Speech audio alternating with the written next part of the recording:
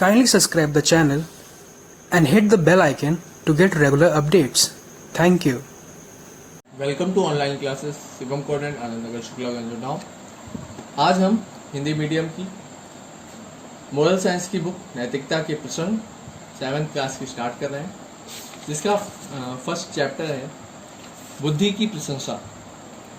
एक सेठ धनी होने के साथ साथ पुण्यात्मा भी था।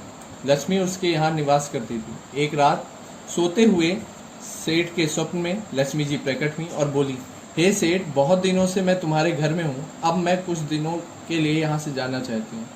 तुम्हें जो वरदान मांगना हो मुझसे मांग लो। सेठ भी चतुर था। उसने उत्तर दिया, मैं कल अपने परिवारजनों से सलाह करके बताऊंगा कि मुझे क्या मांगना चाहिए। दूसरे दिन प्रातःकाल सेठ ने अपने सपने की बात अपने परिवारजनों को बताई और सबसे अलग अलग पूछा कि लक्ष्मी जी से क्या वरदान मांगना चाहिए।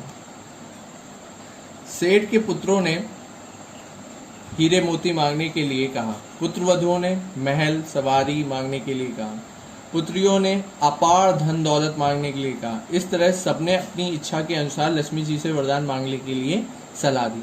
अंत में सेठ ने अपनी पत्नी से पूछा, हे देवी, तुम बताओ कि लक्ष्मी जी से कौन सी वस्तुएं मांगी जाएं। पत्नी ने नम्रता पूर्वक उत्तर दिया, हे स्वामी, जब लक्ष्मी जी यहाँ से चली ही जाएंगी तो हीरे मोती महल सवारी धन दौलत सोना चांदी आदि सब वस्तुएं टिकेंगी कैसे। अतः इन सब चीजों को मांगना व्यर्थ है। यदि आप लक्ष्मी जी से कुछ मांगना ही चाहते हैं तो आप उनसे यह वरदान मांगो कि हमारे परिवार में प्रेम और सहानुभूति बनी रहे, जिससे हम मुसीबत के समय में भी अपने दिन खुशी से काट सकें। सेठ को पत्नी की बात पसंद आ गई। रात को जब सेठ सोया तो स्वप्न में लक्ष्मी जी फिर प्रकट हुई और सेठ से वरदान मांगने के लिए कहा। सेठ बोला, हे देवी, यदि आप जाना ही चाहती हैं तो आप खुशी से जाएं, परंतु यह वरदान देती जाएं कि आपके बाद हमारे परिवारजनों में प्रेम व सहानुभूति बनी रहे। सेठ की बात सुनकर लक्ष्मी जी प्रसन्न हो उठी। उन्होंने हंसकर उत्तर दिया, पुत्र, इस वरदान को मांगकर तुमने मुझे फिर सदा सदा के लिए बांध लिया है।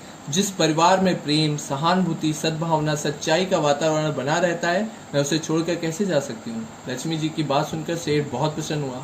वह अपनी पत्नी की बुद्धि की प्रशंसा करने लगा। लक्ष्मी ने सेठ के ऊपर अपनी कृपा बनाए रखी। बच्चों, इस पाठ से हमें शिक्षा मिलती है, यदि तुम भी लक्ष्मी को सदैव अपने घर में रखना चाहते हो तो अपने परिवार के लोगों के साथ प्रेम पूर्वक मिलजुल कर रहो। घर के वातावरण को स्वच्छ बनाए रखो। वातावरण की सहानुभूतिपूर्ण बनने से तुम्हारे सभी कार्य बिना किसी बाधा के पूर्ण होंगे और सदैव तुम पर लक्ष्मी जी की कृपा बनी रहेगी। Thank you.